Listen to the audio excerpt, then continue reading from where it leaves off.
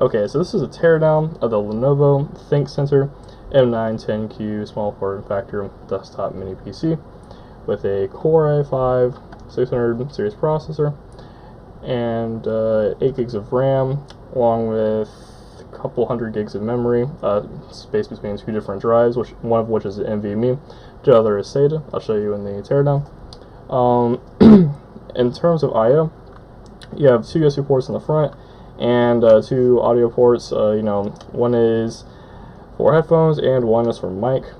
And on the back, we have a Lenovo port, we have two display ports, and we have three USB 2 ports, along with two in the front. I forgot to say those are also 2 ports.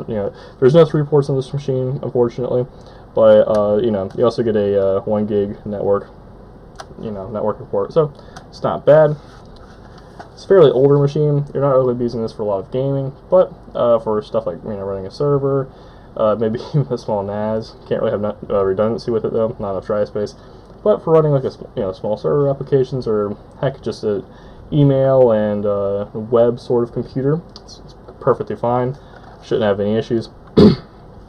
But the reason why I think this machine is so remarkable is because it doesn't require any tools, no screwdrivers, no anything. You can just rip it apart with your bare hands, which is what I'm about to show you here. So on the back here, see, there's a little screw right there. Now this looks like a normal screw, but it actually isn't. If you get your fingernail and lift up this little latch here, see, there is a little like tab there, and you can grab that. So really interesting design by Lenovo. I don't know if this is on all their models. I just know it's on this one, and I was like, oh, that's kind of cool. So I thought I'd show it off. But yeah, once you have that off, it's the only screw holding this together. So you just hold it firmly like this. Thumbs on the top, the rest of the fingers on the bottom, and you just push it forward like that. It's that easy. Now there's a little tab, so you don't want to rip it forward. You just want to pull upward like that. So we'll move this off to the side here. All right. So inside, it's pretty simple. You have your CPU cooler. It's just a simple kind of blower fan almost. Just takes air in from the top, despite there being absolutely nowhere for air to flow. And I'm assuming it flows in through the front here because there's a little bit of a mesh, as you can see there, so that's kind of where the air would go in. But yeah, pretty straightforward design, pretty common with these mini PCs. Now with this configuration, I have a SATA SSD right here. Now once again, sometimes these are screwed down. This one is toolless. You can push down on this little lever I want to show to you right here.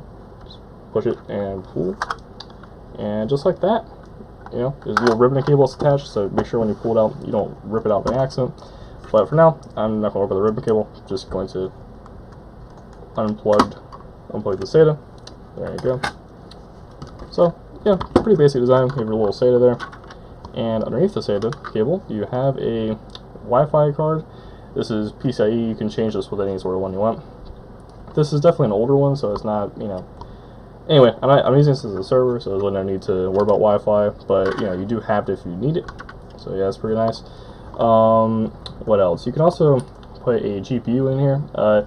They have certain ones that are made for these small form factor machines. This is what these extra little power cables are for here, and that's what this link would have been for if this was configured for PCIe, which it isn't. This model isn't, but there are configurations out there that are configured for it.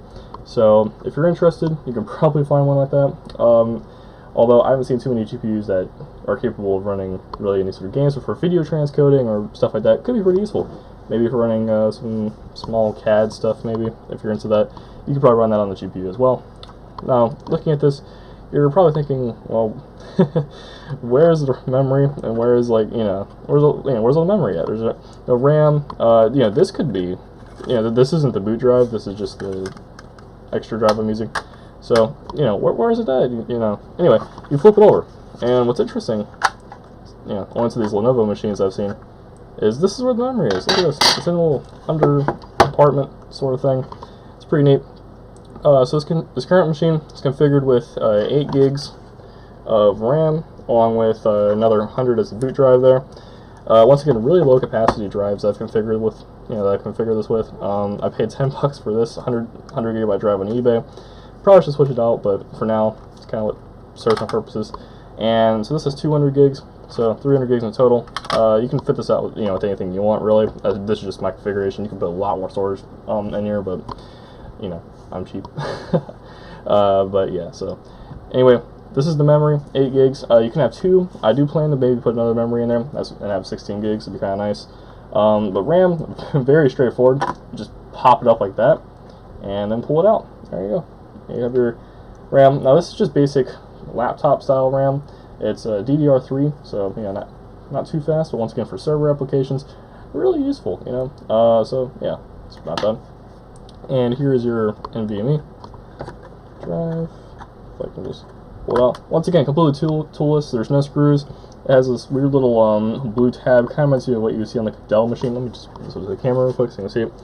But yeah, a little blue tab right there, just pops out of that little hole. Really simple. Only tool that's required is a fingernail. So I will say that this is very hard with fingernails. So yeah, but yeah, that's all you need for it. No screwdrivers, unlike some other machines. And you can see what just popped up right there. There's your m.2. Yeah, fairly basic, but yeah, it's a pretty good little drive. As you see, you have your thermal pads right here, and some configurations are configured for a secondary m.2, which would be pretty awesome to have. But once again, this machine isn't, as you can see by the solder pads. But there are plenty of configs available on the market. I'm sure you could find one that has 2 of these, or GPU, or whatever you want. But this one just saying this one doesn't. But there are ones out there that do. So let me just go ahead and look. As you can see, installation very easy. You just pop it in, boom, you're done. This is cool. Well, if you put it the right way, it's really easy, I promise. But yeah, you put it in there like that, and you just push it down, and the clamps auto align. As you can see, it's pretty secure. So faceplate, just gotta kind of line it up.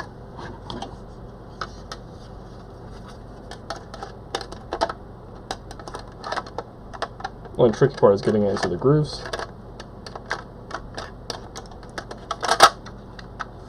So once you have it in there like that, just push it down. Pretty simple. Unless if you're me and you're going to fumble with it, but it's pretty simple. You just pull it apart. Here's your drive. Oh yeah, I should also demonstrate how the caddy works. Most caddies have screws or other things that would require tools. Once again, not this one. It's now this one, I will say though, it's a bit more difficult because it does require a little bit of extra force to pull it out. But yeah, there you go. Very simple plastic caddy, no screws at all. Basically, just these little metal kind of bits at the ends here, and they can form around these little holes, as seen on the drive like this. So yeah, really simple. Samsung drive. Really cheap on eBay. These things you can get 100 gig ones for $10. Really great deal if you just need something that works. I would not recommend putting anything important on here because once again, they're already used. But if you just need a drive to put in the machine to benchmark or test or whatever, $10 drive can't go wrong. So yeah, as you see, reinstallation, it's a pretty simple procedure. You just match up the holes, make sure they're in properly, and then oh crap, I fell back out. Okay, there you go. Make sure it's in there. You pull this back just a little bit, and like that, boom, it's back in there. Once again, no tools required. Not a single part of this requires tools. Really, the only part that would require tools is this part where the CPU cooler is. So you have your screws right there, which I don't expect this to be toolless. That would be weird if it was. But yeah, everything that you would feasibly and actually need to replace, you can use tools. To my knowledge, I'm pretty sure the CPU itself is replaceable as well. Just unscrew this, then I'm sure there's a latch in there somewhere. I haven't removed it myself, but most of these models, you're able to replace the CPU. So I'm assuming on this one you are. So it's pretty cool. But honestly, the CPU is on there now is completely fine. It's kind of overkill for what I use the server for anyway. So yeah, it's completely fine. They have configurations that come with i7s and i5s and i3s, depending what they have different generations too. Like I said, this is the 600 generation, so it's pretty basic. But it's a bit older, the 600 generation. But once again, it's pretty decent. I'm going to do a video in the future, maybe covering the just running software on it. In the past, I've gotten games to run on this. Nothing too crazy, just Minecraft and whatnot. But yeah, so it's pretty interesting. It's not too bad of a system. It's a good little desktop PC actually, but for now, it's a good low power server system. It uses a laptop power supply, so not much current going to be used. Just it's very good. One other thing I have to cover too is this system actually does include speakers in the front there, as you can see. I don't know why the camera's going to pick that up, so it's kind of dark in here, but there you go. So that's the speaker, and that's where it connects to the motherboard right there. And yeah, it's pretty decent. I like it. Onboard speakers are nice, especially when troubleshooting. The BIOS beeps and all that. Or if you're just trying to get a video to run, you can listen to it through here. Once again, really would not recommend it. The audio is very tinny, but it is how it is. One interesting thing too about this particular unit is the Wi-Fi antenna. It goes back through here around the board, and it then pops out the back here. There's an antenna you can attach. Once again, I don't have it on there. It did come with one, I just don't have it on here, so yeah. But for Bluetooth though, it pops up here and goes to this little mesh thing. It's a really weird little foam block. Anyway, the antenna's in there, so if you're dissecting this machine, anyone trying to remove this, I would not recommend it, because that's physically attached there. It doesn't look like it is, but it is, so just leave it there to avoid damage. Oh yeah, one other thing I have to include, talk about too, is this little flex cable. If you don't want this here and you're not using it, it's actually removable. You can lift up that tab and boom, there you go, that weird little SATA flex cable. So yeah, it's pretty cool. And to reinstall it, it's relatively simple. It does require a bit of maneuverability though. Just plop it in. Actually, that was, it's pretty cool. So not terribly difficult thing to do, so it's very easy. Yeah, let me go and put this drive back on. Just pop it in like that. And if you want to realign this, now the only hard thing to do in the system in terms of installing this is just getting it to stay in there right. One thing I figured out that's pretty useful, there's little arrows. You can't see them, but see that lip? It's like a little bit of a lip on the side there. I don't know whether the camera's going to pick that up, but it's a little bit of a lip. Just kind of pair it to the side like that, so it's just kind of going over the edge of the case. And there's a little bit of a bendy plastic part there. So I'll put this back down. This bendy plastic part, just kind of push it down. This little feet that'll hug onto the side of the CPU cooler. And once it's in there, it's in there. I mean, this thing could be in like an environment with a lot of vibrations, and it's not going anywhere. So it's actually pretty tight fitting, despite requiring no screws at all. So that's pretty nice. In terms of putting on the metal shroud here, basically all you gotta remember is there's a little notch where this metal plate is. It's bending inward. But see this? Yeah, so this is the notch right here, and on this little plate, got a little, I don't know what you call that, like little piece of metal that bends down. So you place it like that. Should make it better on camera so you can see it. Place it just so, like that. And when it's in there like that, just pop it back in. It's that simple. And of course, you remember how to put the screw back in there. Really love the design of the screw because it does have that little tab. So while you can use a screwdriver, you don't have to. Now, once again, I don't know if this is universal across all models. I actually bought this unit used for around $50 on eBay, which was an absolute steal. So who knows? Maybe the person that had it before me, perhaps they did that. I'm not too sure. But yeah, really good unit. They're very inexpensive online. If you just need a simple desktop computer or little home server to maybe, stream some media off of, or act as a node. That's kind of overkill considering the chipset in here, but just whatever you want to do with it. Really good computer. You see, very small, only weighs like, I don't know, 1.5 pounds, I would wager. So really tiny unit. Definitely a good buy. Lots of them available on the market. So yeah, if you're picking one of these little mini PCs up, highly recommend these little Lenovo units. They're awesome. They're easy to take apart. They have, there's HP ones, and I've also dealt with some Dell ones, and they're great.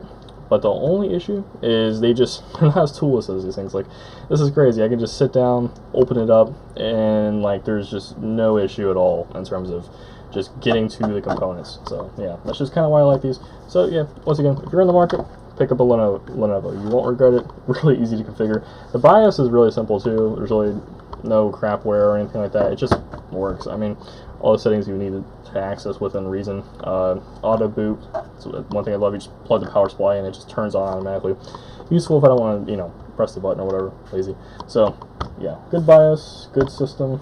I will do a benchmarking video in the future. So, you know, for the heck of it, run some games on it. You know, you really shouldn't on this machine, but you absolutely can. You know, you can do 4K video. It can do a lot of things. So yeah, it's pretty neat. Good little system. But yeah, anyway, I hope you enjoyed the video. Bye.